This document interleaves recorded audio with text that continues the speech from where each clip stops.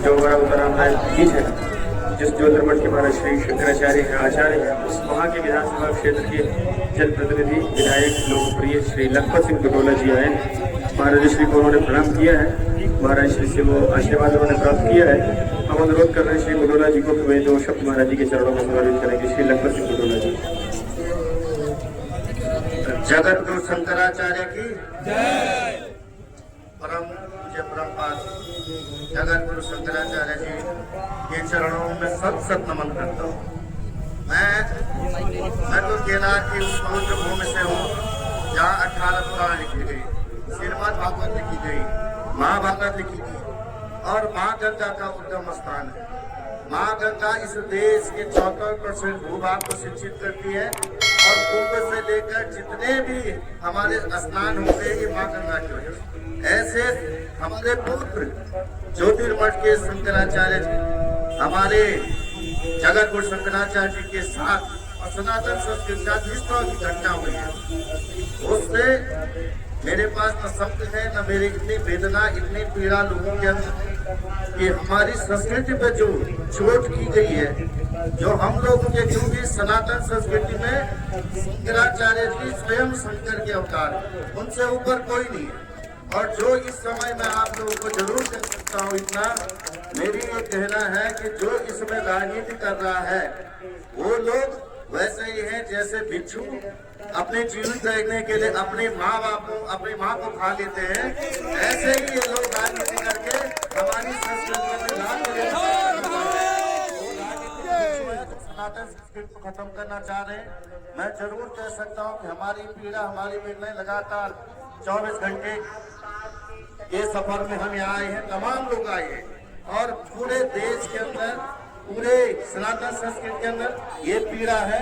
मुझे लगता है कि मेरी व्यक्तिगत मांग है गुरु के चरणों में कि मैं ये जरूर चाहता हूँ कि जिन लोगों ने कृत्य किया उन्हें माफ नहीं किया जाना चाहिए। ये सब की जवाबदेही, ये आपके अंदर सनातन संस्कृति का जमीन इतना भी जिंदा है, मैं गलत शब्द कह रहा हूँ लेकिन मैं ये जरूर कह सकता, स्वाभिमान जिंदा है तो हमें वो प्रतिकार करना चाहिए जो हमारी आस्था में स्वाभिमान पे चोट की गई, हमारे लोग पे चोट की गई है, हमारी आस्था पे चोट की गई है। मैं ये जरूर चाहता हूँ कि उसको लेकर सारे लोगों को प्रतिकार करना चाहिए जो किसी भी फायदे से जुड़ा हुआ है। ये राजनीति का मुद्दा नहीं है, वो सनातन काल से जो सनातन परंपराएं जो चली आ रही उन परंपराओं पे ऐसी चोट एक हमारे जगत गुरु शंकराचार्य जी के साथ और उनके बटों के साथ जो कृत्य किया गया है वो समाज इतिहास कभी माफ नहीं किया जाएगा और जिन्होंने ये किया है उन लोगों को भी माफ नहीं किया जाएगा, उन लोगों पर कार्रवाई होनी चाहिए। मैं जरूर आपके चरणों में सत नमन करता हूँ और मैं आपसे जरूर कह सकता हूँ पूरा उत्तर भारत, पूरा हिंदुस्तान हम बहुत पीड़ित हैं, बहुत व्यथित है और मैं हमारे आंखों में जो अश्रु है ये मैं जरूर कहता हूँ ये सब की पीड़ा है, हम सब का दर्द है और हमारे साथ बहुत अन्याय किया गया। ये यहाँ पे आकर के आप सोचिए कि इस देश के अंदर एक सनातन संस्कृति के जो जगत गुरु है उनके साथ इस तरह का अपमान ये क्या बर्दाश्त किया जा सकता है? बिल्कुल नहीं। ये मैं आपसे जरूर कह रहा हूँ और इसलिए मैं आपको जरूर कह रहा हूँ कि मैं यहाँ के लोगों से कह रहा हूँ कि सरकार को सुनना चाहिए, राजनीति नहीं होनी चाहिए, इसमें उन लोगों पे कार्रवाई की जानी चाहिए, जगत गुरु के शरण में आकर के उन लोगों की माफी मांगनी चाहिए और मैं जगत गुरु को भी जानता हूँ कि आप उनको माफ करेंगे अगर ये लोग अपनी गलती को मानते हैं। मैं पुनः तमाम साथियों का जिन लोगों ने मीडिया के माध्यम से, तमाम माध्यम से इस आवाज को उठाने का काम किया उसको हम दिल की गहराई से उनका धन्यवाद देते, साधुवाद देते हैं। पुनः पूज्य महाराज की प्रणाम, बहुत बहुत धन्यवाद।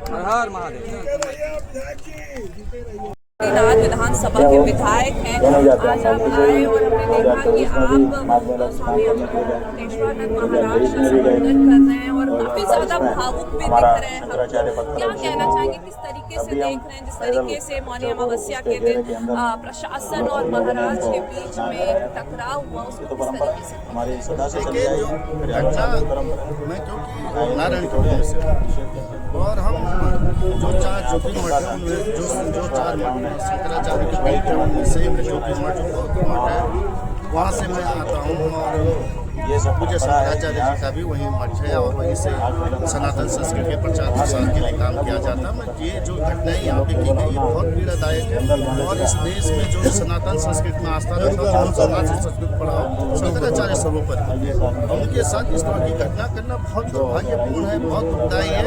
और ये तो आंसू तो छोड़े, हम अपना खून का कतरा भी दे तो कम है। इस तरह की घटनाएं बिल्कुल माफ नहीं की जानी चाहिए और हम लोगों का मैं समझता जो लोग सनातन संस्कृति में भरोसा रखते हैं वो लोग इसका प्रतिकार करेंगे और उन लोगों को माफी मांगनी पड़ेगी जिन लोगों ने। अच्छा देखिए, जो प्रशासन का कहना था, उनका कहना था कि पालकी अगर घाट तक चलेगी तो बहुत तड़क चलेगी। हालांकि महाराज जी ने कहा कि मैं ऊपर से हाथ दिखा दूंगा, शांत हो जाएंगे।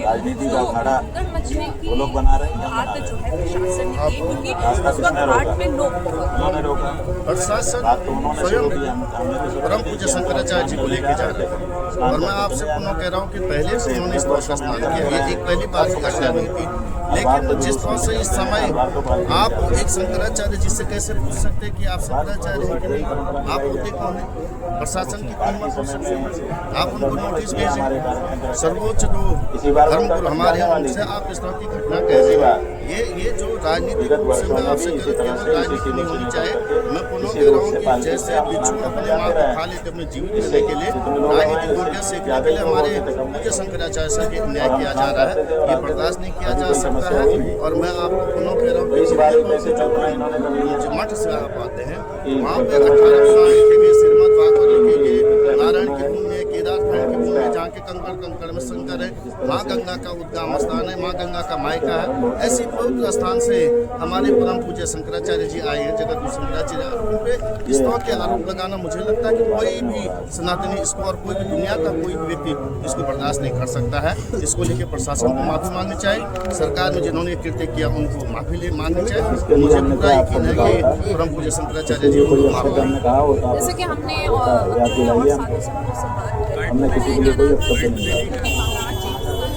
जो है वही कहा और जो है उसको वही कहना आप शब्द नहीं करनी चाहिए। मंदिर तोड़ने वाला ही औरंगजेब होता है, मूर्ति तोड़ने वाला ही सनातन संस्कृति में आप साधु संतों की बात तोड़े हैं, हमने अपनी आंखों से देखा। कहाँ साधु संत, कहाँ हमारे परम पूज्य शंकराचार्य। शंकराचार्य सर्वोत्तम मूर्ति, 4 पीठों के शंकराचार्य से ऊपर कोई नहीं। अगर उनमें से कोई कह रहा है तो आप बता दीजिए। सबने कहा कि अपमान हुआ है, आप किसी को ये पीला वस्त्र धारण करने से कोई संत थोड़ी हो जाए। संत का ज्ञान होना पड़ेगा। जो हमारा श्री श्री श्री 108 लिखा गया है ये ऐसे नहीं लिखा जाता है।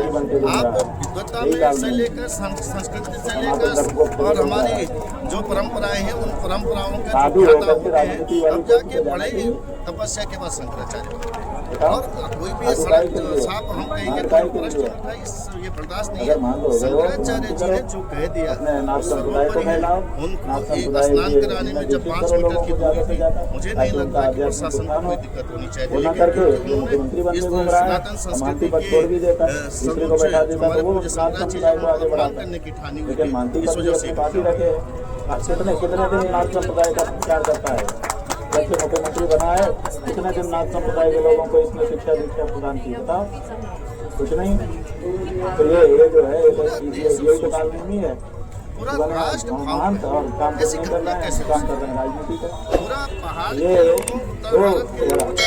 जो है बहुत बड़ी शादी में आपको बताना चाहेंगे, जनता को भी आपके माध्यम से बताना चाहेंगे।